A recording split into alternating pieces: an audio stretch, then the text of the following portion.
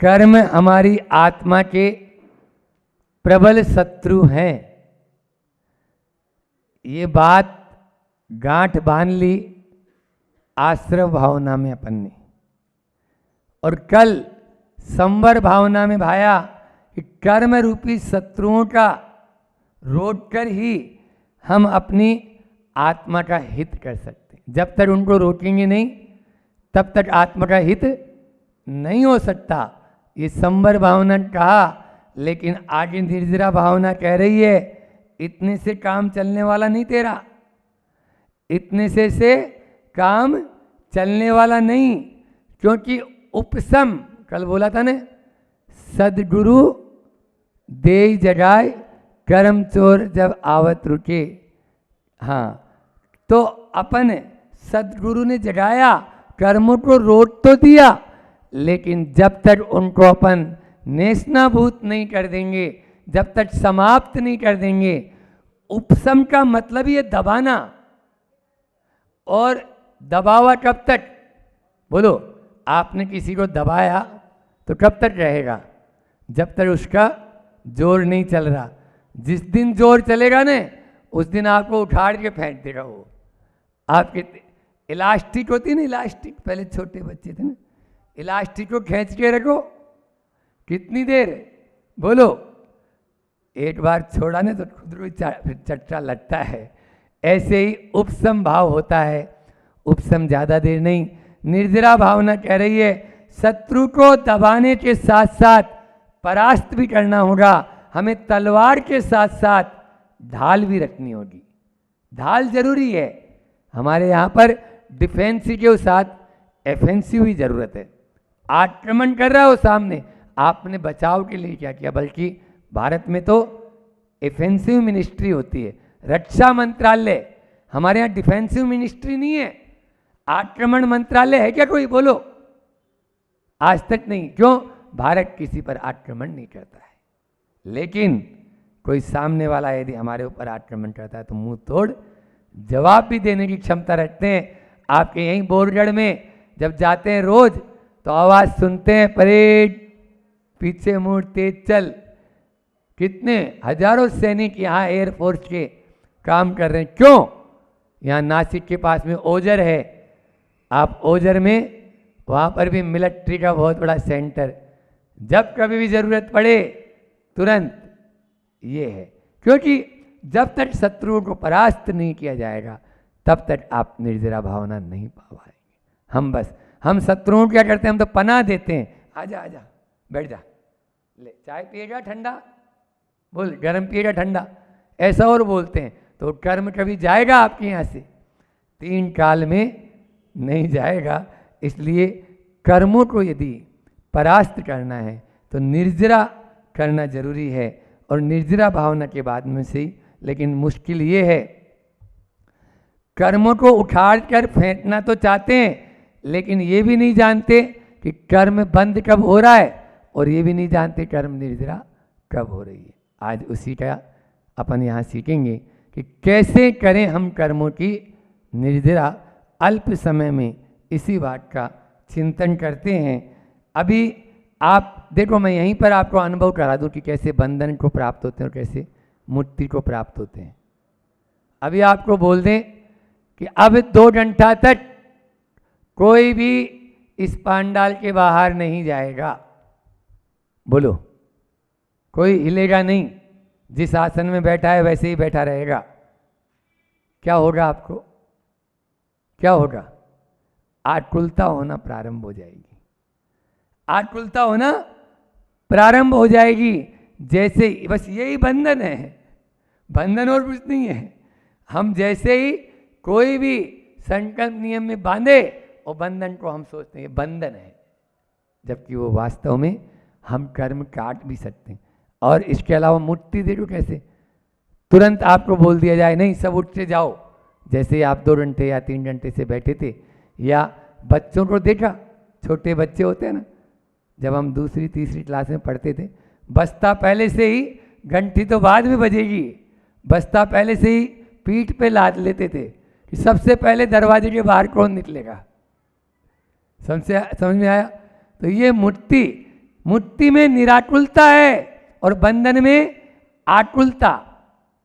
बस ये आज का सबसे बड़ा फंडा है कि निराकुल होना चाहते हो या आकुलित रहना चाहते हो। बस हमें जहां पर बंधन होगा वहां आकुलता है। मैं तो कहता हूं बंधन में द्वंद है और आकुलता में द्वंद है, और जहां पर मुक्ति है, निराकुलता है, वहां आनंद है। आनंद है।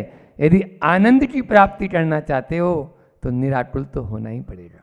बिना निराकुलता के आनंद की प्राप्ति नहीं हो सकती। और निराकुल होना चाहते हो तो कर्मों के निर्जरा, जो अभी नाव में पानी भरा हुआ है ना, उसको बाहर उलीसना है पूरा।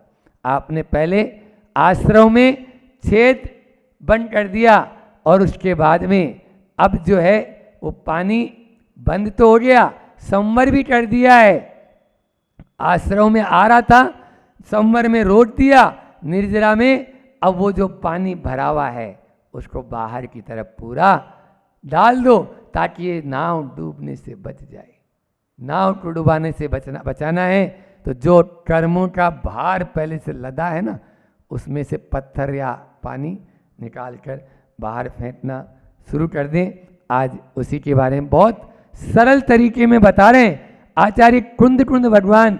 हमें कह रहे हैं कि किस प्रकार से तुम निराकुल बन सकते हो, किस प्रकार से तुम कर्मों की निर्जरा कर सकते हो।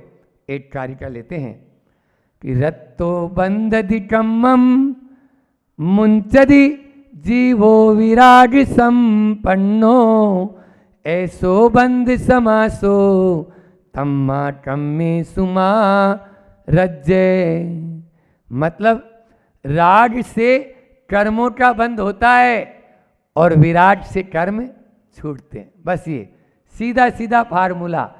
जितना जितना राग उतना उतना कर्म बंद, और जितना जितना विराग वीतराग उतना उतना कर्म से आप छूटते चले जाएंगे। इससे सरल कोई कारिका है क्या बताओ? इतना सरल तरीका बताया। कोई आदमी धूल, वहां पे उदाहरण दिया उसी समय सार में कि धूल में कोई आदमी यदि खेल रहा है या कसरत कर रहा है और बाहर आया और उसने थोड़ा सा यूं यूं किया, पूरी धूल झड़ जाएगी। क्यों अजीत भाई? झड़ जाएगी।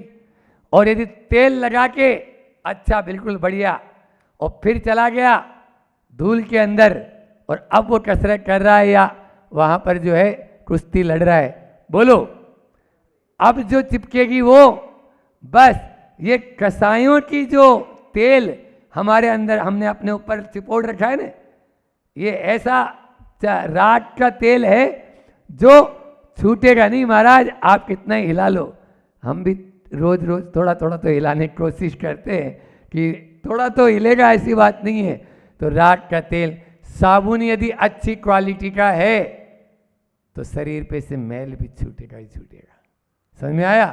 तो साबुन अपने अच्छे से लगाओ, उसके बाद पानी से अच्छे से नहा लो, और फिर राग का तेल या कसाय का तेल मत लगाओ ताकि आपके ऊपर फिर से कोई कर्म बंद हो। यहाँ पर भी ऐसा ही होता है। एक बार ऐसा हुआ, एक संस्मरण याद आया कि आचार्य श्री जी से नहीं, कोई महाराज जी से एक कहा कि नेताजी थे, नेताजी आए और बोले महाराज जी ये समझ में नहीं आता, वो तो द्वापर युग था उस समय और श्री कृष्ण जी बांसुरी बजाते थे तो हजारों गोपियां उनके पीछे लट्टू हो जाती थी। श्री कृष्ण जी बांसुरी बजाते थे, हजारों गोपियां उनके पीछे लट्टू हो जाती है। लेकिन अभी तो पंचम काल है, सब तरफ चकाचौंध, बिल्कुल भौतिकता की एक तरह से हर तरफ जो है पाश्चात्य संस्कृति का बोलबाला है। फिर आचार्य श्री जी के पीछे इतनी सारी ब्रह्मचारिणी दीदियां क्यों दौड़ पड़ती है? जवाब जो दिया महाराज जी ने, प्रमाण सागर जी महाराज थे, महाराज जी ने जो जवाब दिया वो लाजवाब था कि सुनो, उस द्वापर युग में जो श्री कृष्ण बंसी बजाते थे वो राग की बंसी बजाते थे और अभी हमारे जो गुरुजी आचार्य श्री गुरुदेव हैं वो वीतराग की बंसी बजाते हैं। उस वीतराग की बंसी सुनते ही हजारों जो हैं बाल ब्रह्मचारिणी दीदियां उनके पीछे दौड़ी चली। एक मतलब यानी जो वो कहेंगे वो हमको करना है। अभी आपको मालूम है आचार्य श्री जी आर्य का दीक्षा नहीं दिए, कितने साल हो गए और सब आर्य का बनने के लिए तैयार है, लेकिन नहीं, मुझे आर्य का दीक्षा नहीं देना, मुझे कर्तव्य दीक्षा देना है। आप अपना कर्तव्य करो, यही दीक्षा है। और इसके बावजूद भी गोल्ड मेडलिस्ट, डबल एम.कॉम, क्या बोलते, डबल एम.ए., डबल एम.कॉम, इस तरह से कई उपाधियां, LLB, CA आदि की उपाधियां धारण करके भी एक से एक बढ़कर दीदियां वहां पर आज प्रतिभा स्थली में 500 से अधिक दीदियां पूर्ण समर्पण के साथ में अपना कार्य कर रही है, पूर्ण समर्पण के साथ में। क्यों? क्योंकि गुरु के प्रति ये वीतराग की बंसी है, ये राग की बंसी नहीं है। कर्मों की निर्जरा भी तभी होगी। आचार्य कुन कुन कह रहे हैं वीतराग की बंसी सुन ले, बस तेरी निर्जरा शुरू। और यदि राग की बंसी, दिन भर मोबाइल में राग की बंसी सुनते हो, वीतराग की बंसी तो 20-25 मिनट आधा घंटा चलती इधर, बाकी दिन वही चल रहा है। तो इसलिए अपन को उसमें देखना है। यहाँ पर अपन आकुलता और निराकुलता की बात बोल रहा था, तो 4 शब्द आज के याद रखना है आपको। एक है आकुलता, एक है निराकुलता, दूसरा है आसक्ति, और तीसरा आसक्ति, और चौथा है विरक्ति। आकुलता से जितने जितने दूर होंगे उतनी उतनी निराकुलता भीतर में आती चली जाएगी। आसक्ति से जितने छूटते चले जाएंगे उतनी उतनी हमारे भीतर विरक्ति बढ़ती चली जाएगी। बस हम आकुलता से निराकुलता के मार्ग को पकड़ लें और आसक्ति से विरक्ति के मार्ग को पकड़ लें, हमारी निर्जरा भावना भाना सार्थक हो जाएगा, सार्थक हो जाएगा। बस उस निराकुलता के मार्ग से। लेकिन क्या करें, आकुलता निराकुलता कैसे होती है? निराकुलता हमारे परिणामों के आधार पर होती है, और वो होती है जितनी जितनी आचार्य उमा स्वामी महाराज से पूछा हम निराकुल कैसे बने या निर्जरा कैसे करें, तो बहुत सरल सूत्र दे दिया, तपसा निर्जरा 6, बोला 90 अध्याय में, तपसा निर्जरा 6। तो तपसा निर्जरा, तप के द्वारा, तपस्या के द्वारा निर्जरा होती है। लेकिन बड़ी विडंबना है, आप लोगों को तपस्या का नाम सुनते ही बहुत बड़ी समस्या नजर आने लगती है। यदि थोड़ी सी तपस्या की बात कर दूं अभी, तो आपको वह समस्या नजर आने लगती है। संत कहते हैं तपस्या को, अपनी अपनी समस्या को तपस्या बना लो, बस आपकी निर्जरा प्रतिपल होना शुरू हो जाएगी। बस समस्या को तपस्या बना लो। आज आपके सामने जो समस्या है उसको तपस्या बनाना जरूरी है। जो भी समस्या आ जाए कि नहीं, मुझे कर्म के उदय से मिली है, ठीक है, स्वीकार है, आई एम रेडी। कर्म कैसे करें, क्षमा सागर जी महाराज की बहुत अद्भुत अद्भुत पुस्तक है वो। एक व्यक्ति को अपने जीवन में, उसमें 16-17 चैप्टर हैं, 16 चैप्टर, वो 16 बार तो पढ़नी चाहिए, एक बार नहीं, तभी 16 बानी का आप लोग सोना बनेंगे। बोलते हैं ना 100% 24 कैरेट, तो 16 बार। तो अभी वो चल रही थी, उसमें कल बहुत अच्छी मूलाचार में भी वह कारिका, अभी कुछ स्वाध्याय चल ही रहा है, तो उसमें आई थी, बहुत अच्छी उसमें बात आई थी। उस कारिका को लेकर अपनी बात आगे बढ़ाता हूँ कि जीव्य मरने लाह लाहे संजोग विप जोगे ये बंधुर्य सु दुखा दो समदा सामाइम नाम। प्रतिक्रमण में भी पढ़ते हैं हम लोग कि हमें सुख दुख में, लाभ हानि में, संयोग वियोग में, मान अपमान में समता रख लें, ये सबसे बड़ी तपस्या हो जाएगी। ये सबसे बड़ी तपस्या है और इसी के द्वारा निर्जरा होगी। प्रतिपल आप जहां पर हैं बस एक ही अक्षर है, क्या? समता। हाँ, समता। कल पंडित जी, पवन जी पंडित जी भी बैठते हैं उसमें, तो पवन जी पंडित जी ने 2 उदाहरण बहुत अच्छे, बहुत ही व्यवस्थित और बहुत बढ़िया, जो आज के संदर्भ में देखो कैसे साधु से भी ज्यादा गृहस्थ निर्जरा कर सकता है समता परिणाम में। और यदि साधु, इसलिए आचार्य समंतभद्र स्वामी ने वहां पर कह दिया कि गृहस्थो मोक्ष मार्गस्थो निर्मोह नेव मोहमान, मोही साधु से अच्छा तो निर्मोही गृहस्थ अच्छा है। बोलो, बोला नहीं बोला, मैं नहीं बोल रहा हूं, आचार्य समंतभद्र स्वामी कह रहे हैं। इसलिए आप ये नहीं सोचो कि हमने कपड़े उतार दिए तो हमारी निर्जरा ज्यादा हो रही है आपकी कम। आप कपड़ों में भी निर्जरा ज्यादा कर। महाराज जी ये तो बहुत अच्छा फार्मूला बता रहे हो। हाँ, निर्जरा देखो भावों के ऊपर, परिणामों के ऊपर भी आधारित है। हम यहाँ बैठ के भी हो सकता है हमारे परिणाम कैसे चल रहे हैं, और आप वहाँ बैठकर भी आपके परिणाम, उदाहरण दे रहा हूँ आप ही के बीच। नांद गांव के डॉक्टर भूपेंद्र जी, आप लोगों ने सबने सुना होगा उनका किस्सा। इकलौता बेटा, हाँ टोटरिया नांद गांव के, याद आ गया सबको। इकलौता बेटा खत्म हुआ और सब लोग, पूरा गांव भर उनके यानी जो है ना उसमें श्रद्धांजलि और शोक में गया। लेकिन वो ऐसे बोल्ड और ऐसे व्यक्ति कि आंख से आंसू बहाने की बात तो दूर, 12 भावना का चिंतन कर रहे हैं। 12 भावना का चिंतन कर रहे। सारे डॉक्टर्स बता रहे थे, 400-500 डॉक्टर्स पोस्टमार्टम के उस समय थे, एक्सीडेंट में खत्म हुआ था। तो वो सब चिंतित कि क्या बोलेंगे, क्या इनके चेहरे पे, सबके चेहरे उदास, लेकिन उनके चेहरे पर थोड़ी सी भी सिकन नहीं। ये है स्वाध्याय का फल, ये है निर्जरा का, कर्म निर्जरा करने का अवसर।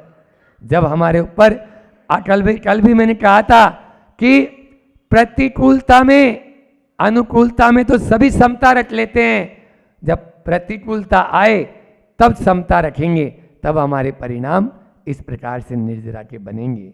और दूसरा उदाहरण फिर पवन जी ने बताया था, आगे पवन जी पंडित जी भी, उन्होंने दूसरा उदाहरण बताया था। बम्बई के बाहुबली जी टोटा जी जो थे, उनका 60 साल की उम्र में उनका जो है, जो भी बेटा था वो खत्म हुआ। और वह बेटा खत्म क्या हुआ, 6 महीने तक वो डिप्रेशन में रहे।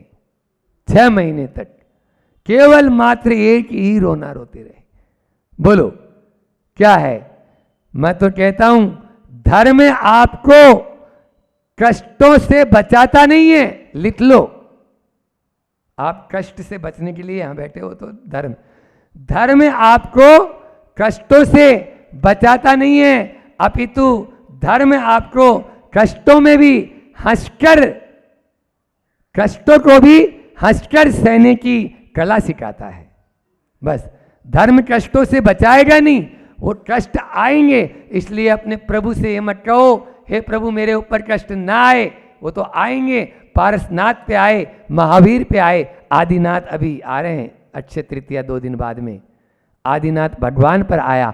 कष्ट से बचा नहीं पाएगा भगवान, लेकिन कष्टों में भी आपको हंसकर जीने की कला सिखा देगा धर्म या भगवान। इसलिए अपने प्रभु से ये मत कहो कि कष्ट ना आए, अपने प्रभु से ये कहो कि भगवान कितने भी कष्ट आए लेकिन मैं उनको हंसकर सह सकूं, बस ऐसी मुझे शक्ति दो, ऐसी मुझे सामर्थ्य दो। ये भगवान से अपन बोलेंगे तो कर्म की निर्जरा प्रतिपल होती रहेगी। क्योंकि हमारे अंदर में पाप को, देखो हमने पाप किया है तो उस पाप को तो भोगना पड़ेगा, चाहे कोई भी हो, तीर्थंकर भी क्यों ना।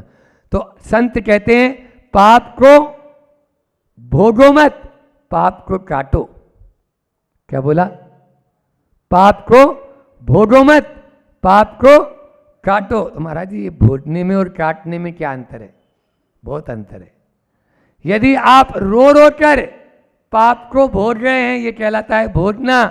और यदि आप हंसकर पाप को स्वीकार कर रहे हैं, उसमें स्वीकारता भाव है, तो ये कहलाता है पाप को काटना। अब नवीन पाप का बंध नहीं होगा। समझ में आ रहा है? वहां पर कल यही चिंतन था कि हमने पाप बांधा है, कर्म कैसे करें में, तो ऐसा जरूरी नहीं है कि हम उसको उसी रूप में भोगें। उसमें बहुत सारी संभावनाएं हैं, उसमें संक्रमण हो सकता है, उसमें उत्कर्षण हो सकता है, उसमें अपकर्षण हो सकता है, उसमें और भी आप क्षय कर सकते हैं, उपशम कर सकते हैं, बहुत सारी संभावनाएं हैं। बोलो, इसलिए पाप को बांधा है, ठीक है, आएगा उदय में, लेकिन अब हम उसको हंसकर समता के साथ में सहन करेंगे। तो 4 बात मैंने आज आपको बताई, आकुलता, निराकुलता, आसक्ति और विरक्ति। आकुलता से रहित होकर हम निराकुल बने और आसक्ति को छोड़कर विरक्ति की ओर अपने कदम बढ़ाएं, तभी हमारा यह निर्जरा भावना भाना सार्थक होगा। इसी के साथ में 4 बात और बता दी कि सुख दुख में, लाभ हानि में, संयोग वियोग में और मान अपमान में हम समता रखें। समता रखेंगे तभी हम अपने आप को बहुत आगे तक बढ़ा सकते हैं। समता सब शास्त्रों का मूल है, इसके बिना कुछ भी नहीं, क्योंकि सुख दुख दोनों बसत हैं। एक दोहा लेके अपनी वाणी को विराम करता हूँ, क्योंकि निर्जरा के 11 स्थान भी हैं और भी कि कैसे हम व्यापार में, लाभ हानि में किस प्रकार से समता रखें, लेकिन समय अपनी मर्यादा रखता है। इतना ही रखेंगे कि सुख दोनों, सुख दुख दोनों बसत हैं ज्ञानी के घटमाई, ज्ञानी के घटमाई। सुख दुख दोनों बसत हैं ज्ञानी के घटमाई। और गिरिसर दिसत मुकर है, गिरिसर दिसत मुकर में भार भीगवो नाही। भार, मुकुर यानी दर्पण, समझा देते हैं। दर्पण यानी दर्पण भारी नहीं होगा। गिरी यानी पर्वत, पर्वत यदि आप दर्पण में दिखाओगे भारी होगा क्या? और सरोवर यानी तालाब, आप दर्पण में तालाब दिखाओगे तो क्या वो गीला होगा क्या? तो गिरी सर दिसत मुकर में भार भीगवो नाई। बस ऐसी परिणति हम जिस दिन कर लेंगे उसी दिन आपकी प्रतिपल निर्जरा होना शुरू हो जाएगी। हम सबकी निर्जरा का स्थान प्रतिपल बढ़ता जाए इसी भावना के साथ। बोले अहिंसा परमो धर्म की। आचार्य गुरु और विद्यासागर जी महामुनि। बात चल रही है, पहले थोड़ा सा उस विषय को कर लें, फिर और आगे की बात करते हैं। बात चल रही है कि अपने जीवन का कल्याण करना है, अपने जीवन को ऊंचा उठाना है, अपने जीवन में अच्छा करना है, लेकिन क्यों नहीं कर पा रहे हैं? उसका कारण दिया था कि 3 ऐसे सूत्र हैं, 3 ऐसे पदार्थ हैं, 3 ऐसे रास्ते हैं जिन्हें अगर हम मान लेंगे तो हमारा जीवन ऊपर उठ जाएगा। वो 3 कौन हैं? गुरु, गुरु के द्वारा बताए गए शास्त्र, और जो शास्त्रों में और गुरुओं के द्वारा बताई गई साधनाएं। वो अब कल्याण क्यों नहीं हो रहा है? तो इसलिए नहीं हो रहा है क्योंकि क्या कर रहे हैं हम? गुरु के प्रति क्या नहीं है? आदर भाव नहीं है। और अब गुरु तो कह रहे हैं भैया बैठ जा, कुछ ध्यान कर ले, कुछ सीख ले, लेकिन आप ध्यान करने को तैयार नहीं हो, सीखने को तैयार नहीं हो, गुरु की वाणी मानने को तैयार नहीं हो। आदर भाव नहीं है। शास्त्र पढ़ तो रहे पर अहो भाव नहीं है, और साधनाएं कर तो रहे हैं लेकिन सद्भाव नहीं है। अच्छी भावनाओं से वो उपवास, अच्छी भावनाओं से वो त्याग, अच्छी भावनाओं से हम उन नियमों का पालन नहीं कर रहे हैं, तो कैसे हो सकता है? कल इसी विषय को लेकर कहा था कि जो गुरु को रास्ते पे खड़े रहने का साइड बताने वाला, वो पुलिस वाला मानता है, उसके हृदय में गुरु के प्रति अभाव नहीं होता है। वो तो बताने वाले हैं रास्ता, जैसे एक पुलिस वाला रास्ता बताता है, तो उसका कल्याण कैसे होगा? जो शास्त्रों को मात्र मन बहलाने वाला उपन्यास जैसा मानता है, उसका भी कल्याण, अहोभाव शास्त्र के प्रति नहीं, उसका भी कल्याण नहीं होगा। जो कर्मों के ढेर को साफ करने वाली वो प्रचंड साधनाओं को क्या मानता है? अखाड़ों की एक कसरत जैसा मानता है, उसका भी कल्याण नहीं होगा। गुरु का तो कुछ नहीं बिगड़ेगा, बिगड़ेगा आपका ही। इसलिए अगर हमने कल भी कहा था कि सब होने के बाद भी, साधना करने के बावजूद भी अगर कुसंस्कारों के ढेर से आत्मा को आप दूर नहीं कर पा रहे हो, तो उसका कारण यही है, आदर भाव नहीं है, अहोभाव नहीं है और सद्भाव नहीं है। और एक और बात कल बोली थी विशेष कि भैया सब लोग ये मानते हैं अकेला ये जो मानव है ये अकेला आता है और अकेला जाता है, कोई साथ नहीं जाता है। सबकी ये धारणा है कि ये अकेला आया है और अकेला जाएगा, पर मैंने कहा था ये तो सत्य है, अकेला आता है, अकेला जाता है। लेकिन आप लोगों को बता दूं, 2 चीज़ें साथ लाता है और 2 चीज़ें साथ ले जाता है, एक है पुण्य और एक है पाप। पुण्य और पाप को साथ लाता है और जब जाएगा तब उस पुण्य और पाप को ही ले जाएगा, बाकी किसी को नहीं ले जाएगा। इसलिए पुण्य और पाप का अगर साथ उसकी आपने बंधन से आप मुक्त हो गए। किसके बंधन से? पाप के बंधन से। और पुण्य को बांध लिया तो निश्चित तौर से वो साथ आप ले जाएंगे। और कल मैंने कहा था अंतिम कि बुद्धि को संभालो अवश्य। आपके पास बुद्धि भी है और हृदय भी है। बुद्धि को संभालो अवश्य, पर उसे हृदय की आज्ञा में लगा दो तो कल्याण हो जाएगा। 3 बिंदु दिए थे कल। बुद्धि को संभालो अवश्य, ये बुद्धि है, इस बुद्धि को संभालो अवश्य, पर हृदय की आज्ञा में लगा दो तो बुद्धि से आप हृदय के माध्यम से बुद्धि का काम लोगे तो कल्याण हो जाएगा। पुरुषार्थ को जीवन में स्थान अवश्य दो। पुरुषार्थ करना है, पुरुषार्थ को जीवन क्या दो? जीवन में स्थान। बिना पुरुषार्थ के कुछ नहीं है, पर उसे समर्पण की उंगली पकड़ा दो। पुरुषार्थ वो करो जो गुरु कह रहे हैं, तो निश्चित तौर से मान के चलना समर्पण की उंगली वाला पुरुषार्थ आपको ऊंचा उठा देगा। और तीसरी बात बोली थी कि चुनौती की भाषा में अवश्य आप बात करो, मना नहीं है, चुनौती में बात करना है। चुनौती दोगे तभी आगे बढ़ पाओगे, चुनौती के बिना कुछ प्राप्त नहीं कर पाओगे। पर उसका लक्ष्य क्या होना चाहिए? कर्म एवं कुसंस्कारों को चुनौती दो। जब तक आपके किए हुए कुकर्म और कुसंस्कारों को आप चुनौती नहीं दोगे तो फिर ये मान के चलना कल्याण नहीं होने वाला है। और अगर ये सब आपने कर लिया तो चमत्कार होगा। हृदय में प्रकट होता है क्या? अहोभाव। अगर अहोभाव है तो जीवन का कल्याण है। अगर शास्त्रों के प्रति आपका प्रचंड आदर भाव है, सद्भाव है तो कल्याण है। और साधनाओं के प्रति अंदर से आदर भाव और सद्भाव है तो निश्चित मान के चलना कर्म की निर्जरा होती चली जाएगी। कर्म की निर्जरा होगी ही, ये मान के चलना। और आगे इसी बात को और बढ़ाता हूँ कि बहुत अच्छी बात कि मिट्टी की खुशबू मादक जरूर बनती है। मिट्टी की जो खुशबू है वो मादक भी बहुत ज़रूर बनती है, अच्छी भी लगती है, लेकिन कब? जब पहली बारिश हो तब। बड़ी भीनी लगती है, बड़ा अच्छा लगता है, ऐसा लगता है उस मिट्टी की खुशबू को सूंघते ही रहें। मन प्रसन्नचित्त हो जाता है उस मिट्टी की खुशबू को सूंघने से, और किसी खुशबू को नहीं, प्रथम बारिश की। इसी प्रकार इत्र की भी खुशबू होती है, वो भी मादक होती है, पर वो भी कहीं निश्चित स्थान में हो, निश्चित वातावरण में, निश्चित संयोग में हो, निश्चित व्यक्ति के उपस्थित होने पर, तब वो इत्र भी इत्र जैसी अच्छा लगता है, हर कभी नहीं लगता। ये एक अलग बात है, लेकिन मैं ऐसी खुशबू की बात करना चाहता हूँ। वो खुशबू अगर आपके जीवन में है, वो खुशबू आपके पास है, वो खुशबू अगर आप अपने जीवन में उतार लोगे तो निश्चित मान के चलना, अभी अपनी बात चल रही है जीवन को ऊपर उठाने की, आपका जीवन ऊपर उठ जाएगा। कौन सी खुशबू महाराज जी?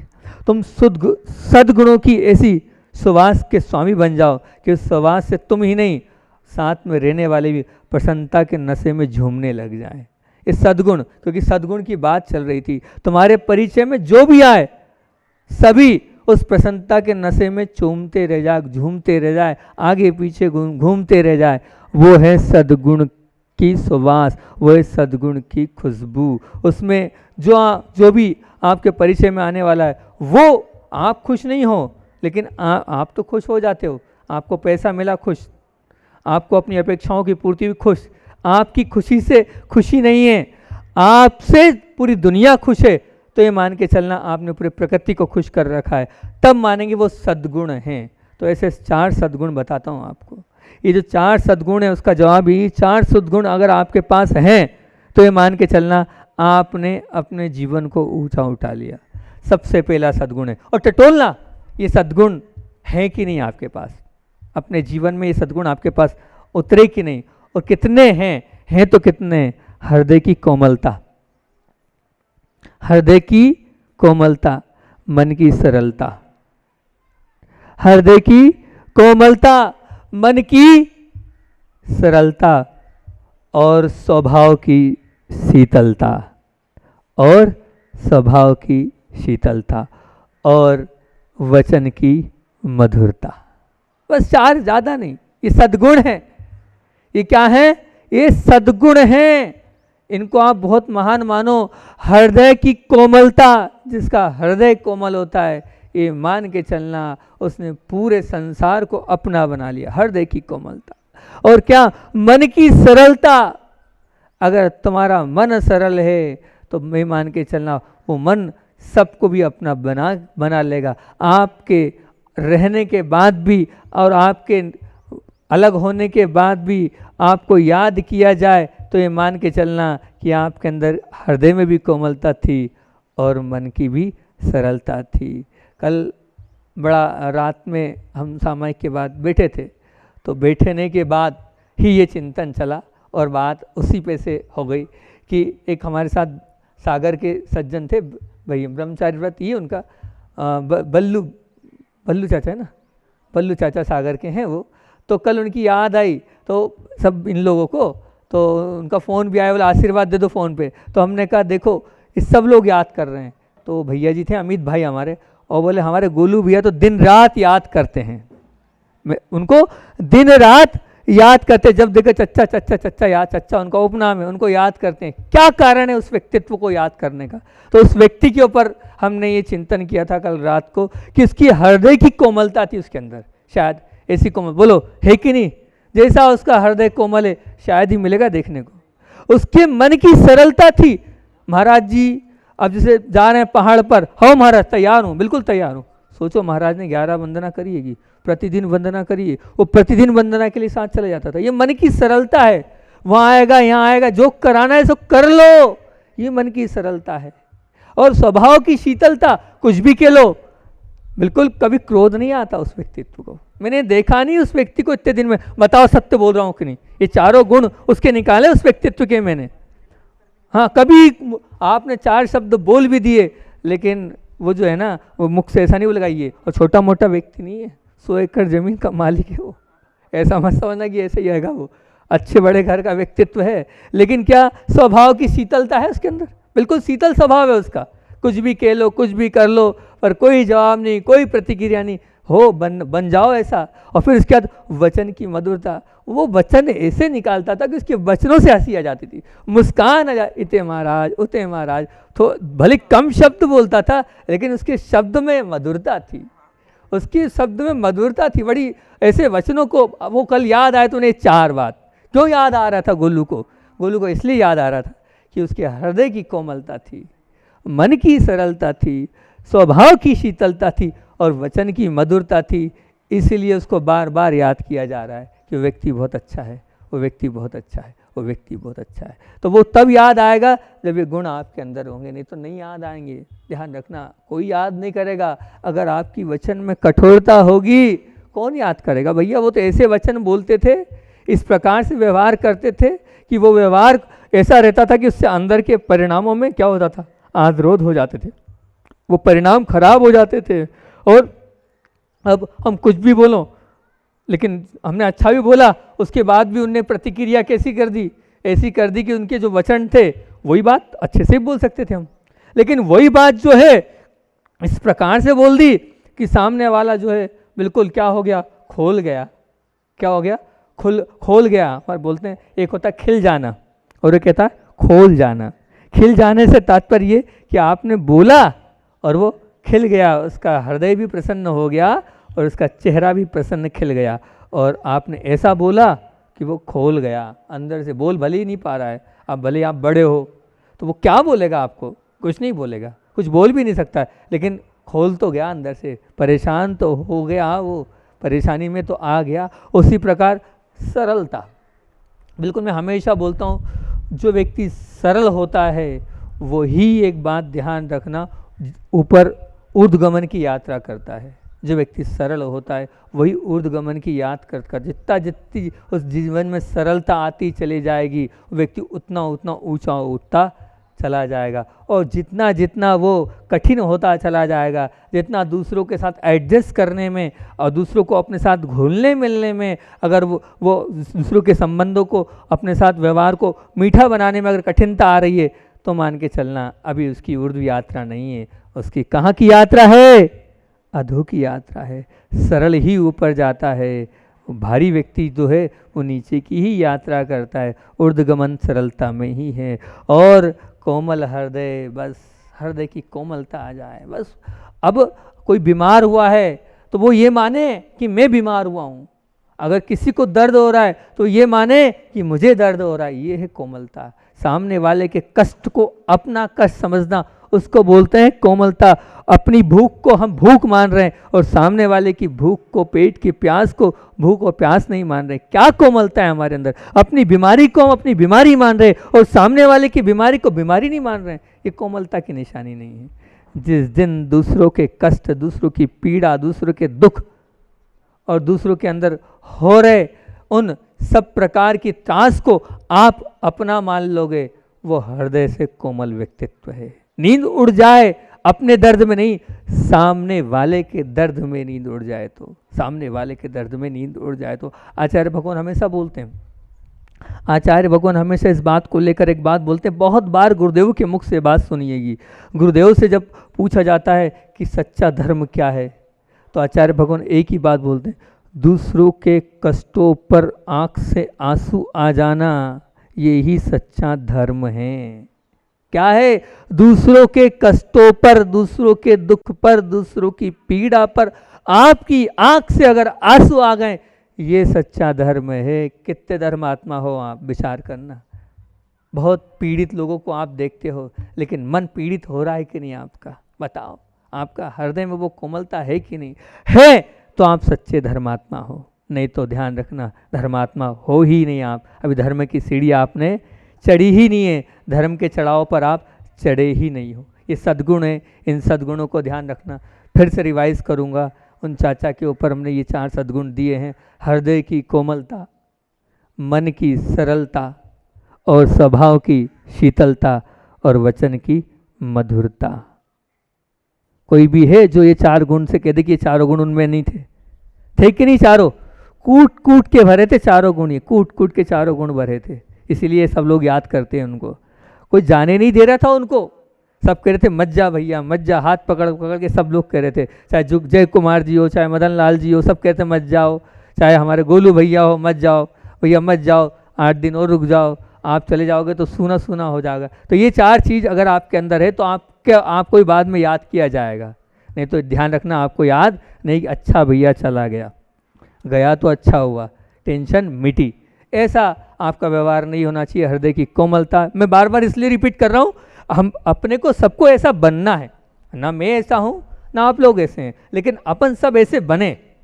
कैसी? हृदय की कोमलता, मन की सरलता, स्वभाव की शीतलता और वचन की मधुरता। ये 4 चीज़ आपको लाना है। हो सके तो इन 4 पर आज चिंतन कर लेना, इन 4 पर सामायिक कर लेना, इन 4 पर ध्यान कर लेना, इनको मंत्र मानना। क्या मानना? मंत्र मानना। 5-5 मिनट विचार कर लेना हृदय की कोमलता, मन की सरलता, स्वभाव की शीतलता और वचन की मधुरता पर।